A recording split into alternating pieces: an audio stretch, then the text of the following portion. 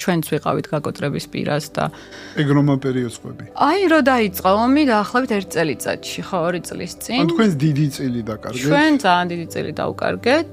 ჩვენ ძალიან ბევრჯერ შემოგთავაზეს მოსკოვში წასვლა და მოღვაწეობა იქ, იმიტომ რომ გვაქვს დიდი კლიენტური ბაზა იქ.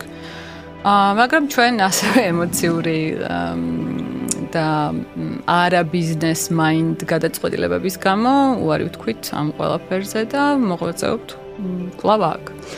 რაც ალბათ რო შეხედო ფინანსური კუთხით და ბიზნეს კუთხით არასწორი გადაწყვეტილება არის, თუმცა ნამუსთან და ემოციებთან მიმართებაში ალბათ ისეთი გადაწყვეტილება, რომელიც სუფთად გაძინებს და ხო, ნუ აი არანაკლებ მნიშვნელოვანია. არანაკლებ მნიშვნელოვანია არის ალბათ. არ ვიცი რომელი უფრო მნიშვნელოვანი, ჯერ ვერ გადავწყვიტე, მაგრამ ხო, ალბათ ეგრე არის და ალბათ ეგრე უფრო წყნარად ხარ შენს ნამოსთან და შენს სინდისთან.